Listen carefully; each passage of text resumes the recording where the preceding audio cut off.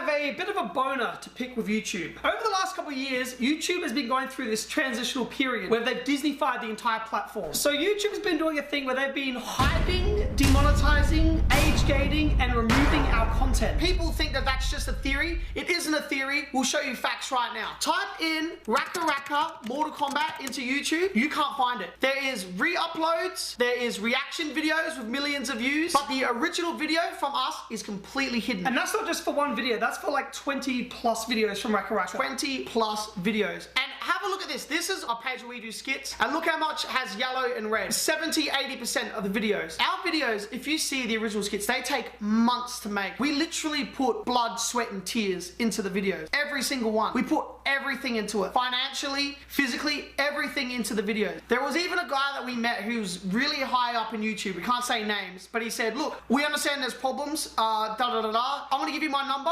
Message me when things are wrong and what the problems are, and we'll see if we can work through them together. Yay! Well, now that that's out of the way, let's talk. We tested 15,000 common words and phrases against YouTube's bots, one by one, and determined which of those words will cause a video to be demonetized when used in the title. If we took a demonetized video and changed the words gay or lesbian to happy or friend, every single time, the status of the video changed to advertiser friendly. Most of the words are ones we might expect YouTube to censor. Many others put YouTube directly at odds with its progressive messaging. And some of them only make sense to robots. Come with Dr. Download as we take a closer look at YouTube's bigot bots. Tonight's the night. I have control of YouTube, right, as the CEO. We have an ML initiative. ML stands for machine learning. We use machines and machine learning to expand. They restricted us, they demonetized us. And I didn't get an explanation, I didn't get anything. 75% of them were removed with machines. I am very sorry. Let's make YouTube really diverse. Because I've had rumors like, have the word lesbian in your tag to your thumbnail, your title, Insta flag. They blatantly discriminate against us. Our LGBTQ plus content is being demonetized, restricted, and not sent out to viewers. Promise to fix it. They lie. They refused us advertising because of the gay thing. And still, they claim inclusion and even want to march in our parade. I don't think YouTube is accepting of this kind of content. Something that legitimately threatens the games that we all know and love. And that threat is right here. Not this couch, YouTube. I guess it's outside the bounds of this video. YouTube, without realizing it, is killing games. It's the reason that I think a lot of this year's biggest titles, like Doom Eternal, are ultimately doomed to underperform. And why literally no one is currently able to compete with Fortnite. And unless the industry makes massive changes right now, and I do mean right now, because it takes a long time to make a video game, Fortnite is gonna remain untouchable for the foreseeable future. And none of us want that. I don't even care if you like Fortnite. It's just nice to have new games to look at, talk about, play.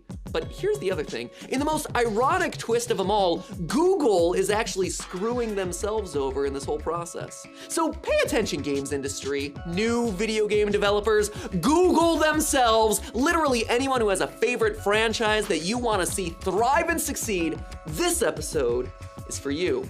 And it's important.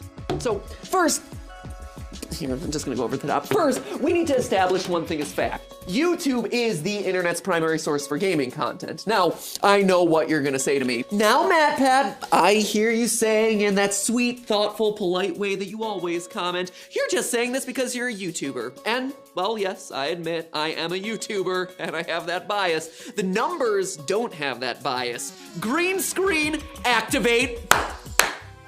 Wait, why am I suddenly wearing a crown? Oh God, no, we're not in a Raid Shadow Legends sponsor deal. We're like the only person who said no to that thing.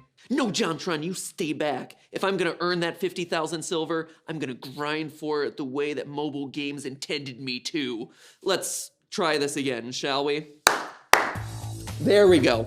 infographic land where I'm most comfortable. Now, while Twitch does technically earn more money off of their gaming content than YouTube does, YouTube actually has a lot more viewers of that content. A lot more viewers. According to SuperData research, 44% of people who are looking for online gaming content are looking for it on YouTube. Twitch is only about a third of that at 16%. The other 40%, meanwhile, are aggregated to basically everywhere else, mostly websites like IGN and Kotaku. And honestly, this shouldn't come as that much of a surprise. Gaming-centric websites have taken a massive hit since the surge of YouTube over a decade ago. You can tell based on this Google Trends data. And that's not all. While Twitch is admittedly huge in games, it's still a relatively niche platform when it comes to the mainstream public. And not only are people watching their games on YouTube, but they're also deciding whether or not to buy the games based on what they watch. There have been a lot of articles about this over the last few years, and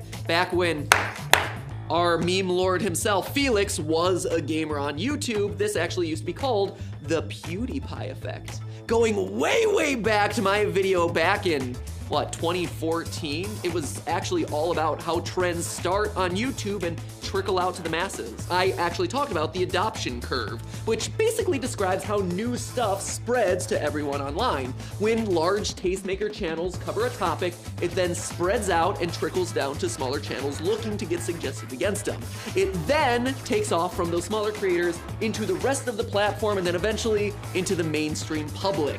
Internet trickle down, my friends. That is how you get mainstream appeal. One of the most well-known examples of this, actually, was when PewDiePie played Surgeon Simulator, a little-known indie gem at the time that he popularized, and then it went on to sell 2 million copies. If you're looking for any other example, look no further than games like Skate 3, which, again, EA had to literally reprint the game because PewDiePie had made it so popular. Or, heck, something closer to home for this channel, Five Nights at Freddy's.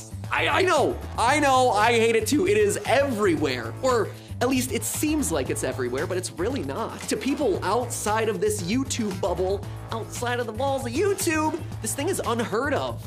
No one's ever heard of this game. And yet here we are 4 years after it launched, 52 games in with like 20 books, a movie, an AR spin-off, and a soon-to-be released neural implant. Scott Cawthon can inject obscure lore directly into your brain cells.